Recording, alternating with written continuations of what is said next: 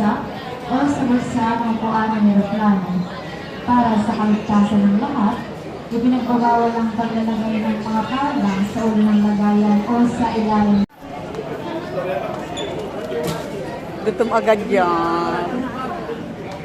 Natin ayon sa boarding groups 1 to 5. Ang inyong boarding group number ay nakikita sa inyong boarding pass. Mangyari po lamang ang natili na upo hanggang tawagin ang inyong boarding group number.